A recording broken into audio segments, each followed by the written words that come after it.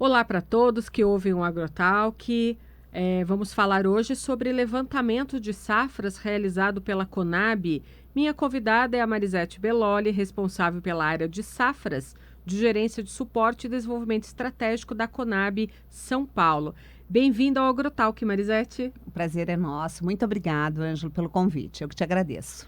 Gente, a Conab é uma instituição pioneira no Brasil, né? Começou o levantamento de safras na década de 70, é uma empresa com credibilidade hoje no país ao anunciar dados sobre a safra brasileira. E os produtores rurais, eles costumam tomar decisões baseados nestes números do levantamento da Conab. Então, eu quero que a Marisete conte pra gente hoje, Marisete, como que é realizado o levantamento da Conab. Bom, a Conab ela tem toda uma trajetória nesse levantamento de safra. A Conab é uma fusão de 3 empresas, né, de 1990 para cá, mas a trajetória começou lá nos anos 70, que a gente começou a levantar safras. Depois era comissão de financiamento, depois foi companhia de financiamento. Em 1990 houve a fusão e a Conab ela tem a responsabilidade, ela tem o cuidado de levantar a safra brasileira. Esses levantamentos, no caso de grãos, são feitos mensalmente, um por telefone e o outro a campo. No caso da cana-de-açúcar, eles são feitos 3 vezes ao ano. Eles são feitos no começo da safra, que vai sair agora. Eles são feitos no meio do ano, que é para acompanhar a safra. E eles é feito no final do ano, que é o realizado. E no caso do café, a Conab vai a campo 4 vezes ao ano. Ela foi em janeiro, ela vai em abril, ela vai em agosto e ela vai em dezembro no fechamento para pegar o realizado também. Então, ela acompanha café, o setor sucroalcooleiro e, no caso de grãos, mês a mês. Nós acabamos de divulgar uma safra agora, dia 11 de fevereiro, em torno de 251 milhões de toneladas de grãos. Nós vamos falar desses números, mas eu queria saber de você antes, quantas pessoas vão ao campo? Quantos técnicos vão a campo para fazer esse levantamento? Eu queria saber também quantas vezes ao ano eles saem para campo para levantar essas informações, com quem que eles falam e quem que eles visitam. Bom, a Conab, ela tem, a nível Brasil, ela tem em torno de 100 e poucos técnicos envolvidos nos levantamentos de safra. E isso contempla do Rio Grande do Sul até o Norte e Nordeste. A Conab sai ao mesmo tempo, simultaneamente, para fazer esse levantamento. Ou seja, naquela semana está todo o Brasil envolvido, todas as regionais da Conab, que tem em cada capital, está envolvida no levantamento. São visitados nesses levantamentos, no caso de grãos, vou falar primeiro do grãos, são visitados as cooperativas dos estados, são visitados os institutos que se envolvem, os órgãos estaduais que têm envolvimento com a agricultura. Ou seja, Emater, DERAL, Instituto de Economia Agrícola, Casa de Agricultura, eles são nossos parceiros. Também a gente visita também as revendas de insumos, os agentes financeiros, porque a Conab também nós temos, no nosso levantamento, a gente precisa também envolver para saber o que o produtor está buscando de crédito, custeio, os agentes Banco do Brasil, bancos particulares também, trades também. Então, a Conab, ela tem uma apanhada, ela tem essa capilaridade, porque ela entra em todos esses setores para buscar os nossos números. E neste levantamento, o que são checados? São checados. No caso de grãos, nós temos desde a semeadura, o que está sendo plantado, a produção, produtividade, comercialização, ela pega desde o início do que está sendo semeado até a comercialização. No caso do açúcar e álcool, a Conab entra nas usinas. E hoje aqui em São Paulo, nós temos 174 usinas. Na região sul-sudoeste do estado. Nós temos aqui na região do estado de São Paulo 174 usinas em funcionamento. Uhum. A Conab São Paulo, ela se desloca 15 dias entrando usina a usina para buscar essa informação. Aqui é no Nordeste, é no Centro-Oeste, então, ao mesmo tempo, está todos os técnicos envolvidos. Quando se volta deste levantamento de campo, se consolida esses dados todos e se manda para Brasília. Isso se faz também com grãos, porque a nossa matriz é em Brasília. E também se faz no caso do café. Então, no caso das usinas, são visitadas essas usinas e se busca estes números junto à própria indústria. No caso do café, são visitadas cooperativas de café e também órgãos vinculados que possam nos alimentar e nos ajudar a dar essa informação. DERAL, Emater não, porque no Rio Grande do Sul, mas Instituto Agronômico, Instituto de Economia Agrícola, são nossos parceiros. Eu queria falar um pouco do papel das cooperativas nesse levantamento de safra, porque as cooperativas, a gente imagina que os produtores rurais espalhados pelo país, eles contemplam dentro de uma cooperativa um trabalho já de produção de safra. A cooperativa ajuda eles ali em toda essa parte dessa gestão. O papel da cooperativa hoje, junto à Conab, no levantamento desses dados, é importante? Demais, porque a cooperativa, Ângela, ela tem a radiografia do produtor. Ela conhece o produtor, ela chama o produtor pelo nome. Então, quando a Conab entra numa cooperativa, ela pega a safra na mão.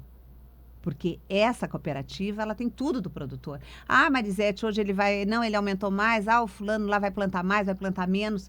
Porque eles são, né, quem planta está vinculado às cooperativas. E hoje, assim, nós temos uma gama de cooperativas que elas são são bem informadas, elas dão retorno para o produtor. Então, o produtor que planta, ele é vinculado a uma cooperativa. E no momento que a Conab entra na cooperativa, ela tem a safra na mão. Marisete, vamos falar um pouco sobre o 5º levantamento de safra de grãos que foi divulgado pela Conab no dia 11 de fevereiro. Conta pra gente qual foi este número. Ele superou algum outro ano? Esse número realmente foi um recorde, né? É o nosso número muito forte, puxado muito mesmo pela soja. Desses 251 milhões de toneladas, 123 milhões ficou por conta da soja, 100 milhões de toneladas por conta do milho. Milho primeira, segunda e terceira safra. Nós temos 3 safras de milho no Brasil. A segunda safra puxou um número muito forte, em torno de 74 milhões de toneladas, né? 73, 74, 23, 24 de milho segunda e mais 1 milhão do milho terceira. Então, entre soja e milho, e claro, tem o arroz, que teve uma produção de 10 milhões e 500 mil toneladas, tem uma produção de algodão, mas esse número de 251 milhões de toneladas foi um número recorde, um nosso número muito forte de safra, foi muito por conta da soja e do milho. O milho hoje segue muito forte.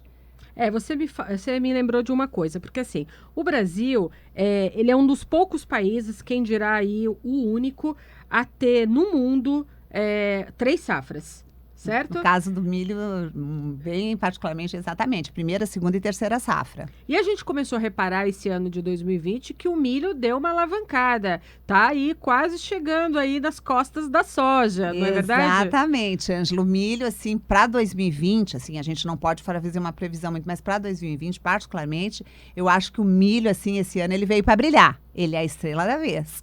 Ele já não está assim tão longe da soja. Sim. Né? Apesar de, claro, né, a soja sempre é a grande opção, é o carro-chefe, enfim, exportação. Mas o milho, esse ano, eu acho que mesmo com toda essa interferência do dólar, eu acho que ainda assim, talvez não venha comprometer o milho, não.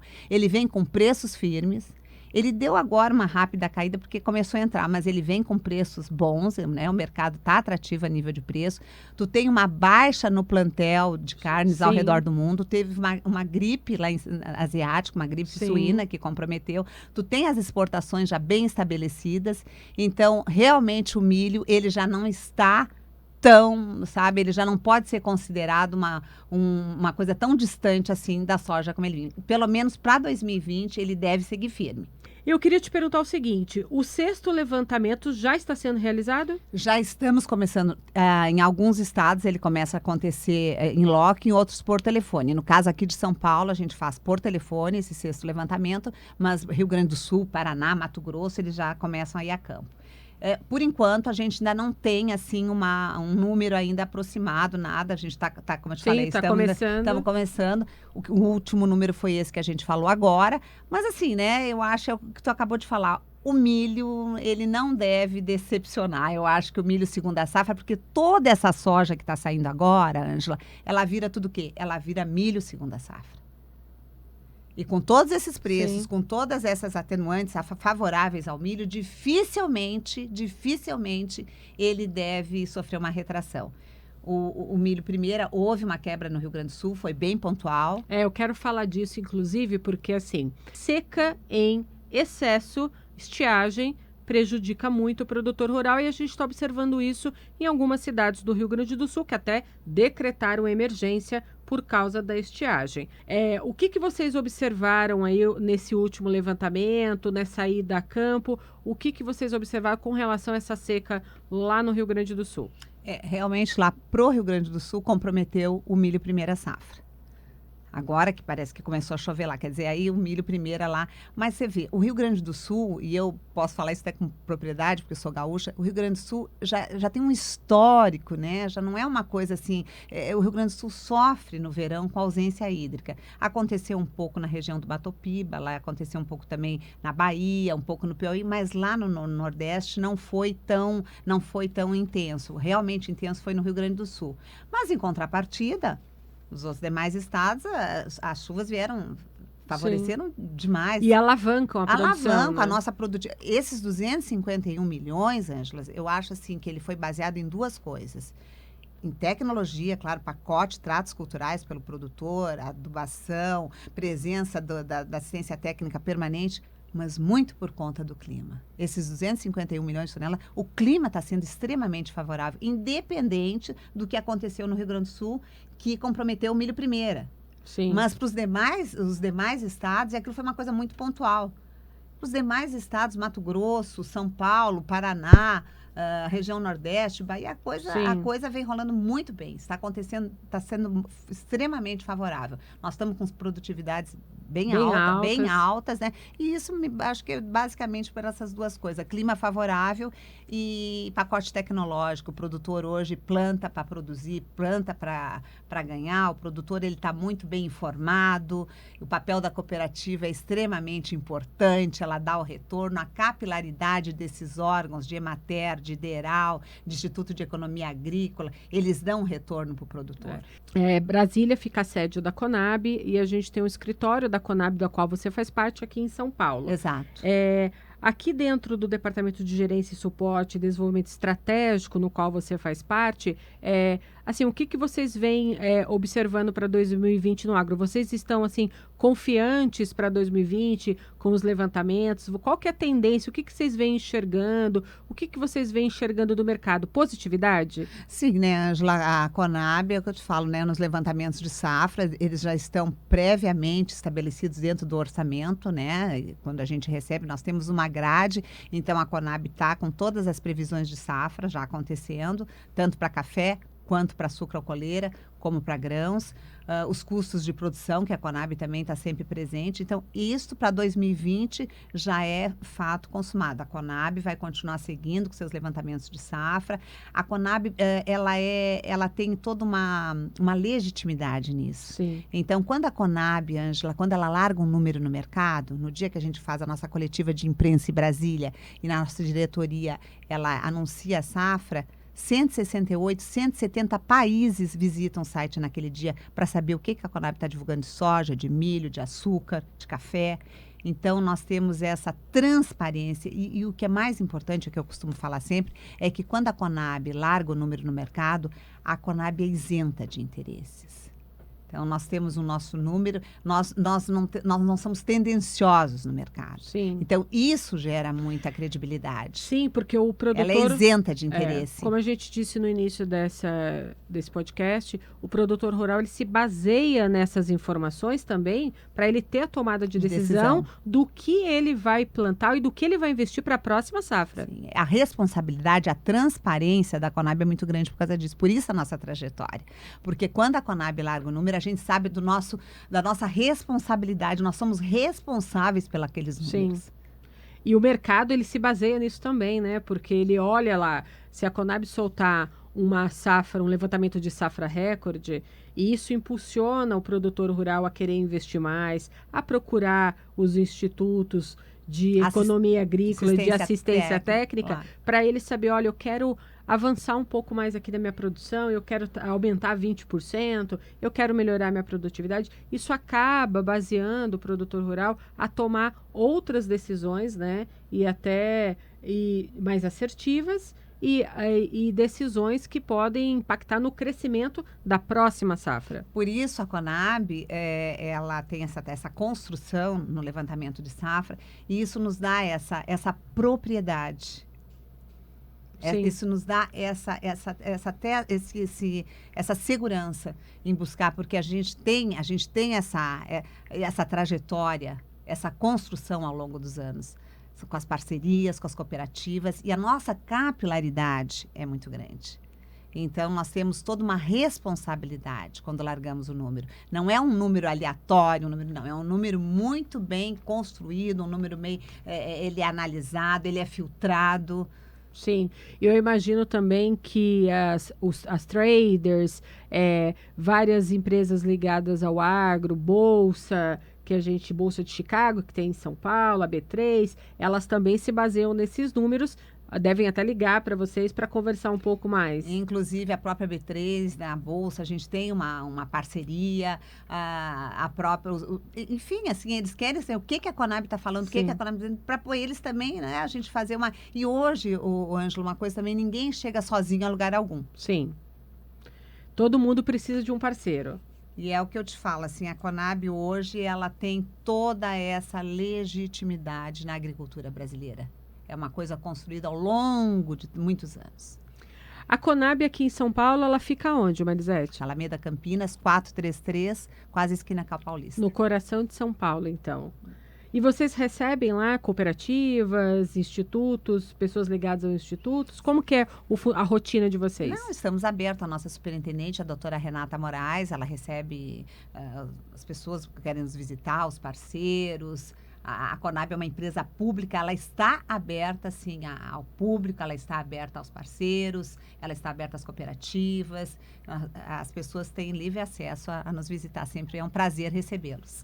Bacana. Eu quero dar meus parabéns para os técnicos da Conab, para você também, porque eu sei que você vai a campo também. Adoro. Porque esse trabalho é um trabalho muito minucioso, né? De viajar, sair para os estados brasileiros, conversar com os produtores rurais, conversar com as cooperativas, conversar com outros institutos que colaboram para esse levantamento de safra. Então, é muito importante o trabalho desses técnicos, o seu trabalho, e é um trabalho que engrandece o agronegócio, porque sem esse levantamento, a gente não teria noção nenhuma de quanto o Brasil produz e de quanto o Brasil produz para o mundo. Então, nossos parabéns aqui para vocês, técnicos também da Conab, que trabalham, né, tanto de dia e também no final do dia. De noite eu já vi muita gente trabalhando e que encontra também condições climáticas adversas na hora que vai fazer o levantamento. Não, e realmente, e aí a parte de vocês é muito importante, porque hoje não existe agricultura sem acompanhamento climático. Exatamente. É isso mesmo. E eu queria também agora, só para acabar aqui a nossa entrevista, falar um pouco sobre o papel da mulher dentro do agro. Eu não posso deixar de comentar isso. Eu venho observando muitas mulheres assumindo papéis decisivos no agro brasileiro, não só dentro da porteira, mas fora da porteira. Você aqui comigo hoje no AgroTalk representa parte dessas mulheres hoje no país que estão trabalhando no agro. Recentemente a gente teve aí uma outra mulher que eu vou deixar aqui de surpresa, que ela vai estar aqui no AgroTalk também, mas que assumiu uma posição importante hoje no mercado do agro, e eu venho observando esse crescimento do papel da mulher no agro. Marisete, meus parabéns para você também. Acho que você poderia contar aqui um pouquinho rapidamente para o pessoal sobre a sua carreira no agro. Muito obrigada pela oportunidade, Ângela. Eu comecei minha carreira no agro, lá no Rio Grande do Sul, né? Eu sou gaúcha, eu saí da faculdade com 23 anos, da PUC, e entrei na antiga Companhia de Financiamento da Produção, que já fazia levantamento de safra. Eu comecei minha história lá, depois passei para o estado do Paraná também, fiquei uns anos no Paraná nessa mesma empresa, depois vim para São Paulo. E sempre nos levantamentos de safra, sempre acompanhando a agricultura brasileira, eu me identifico com esse setor.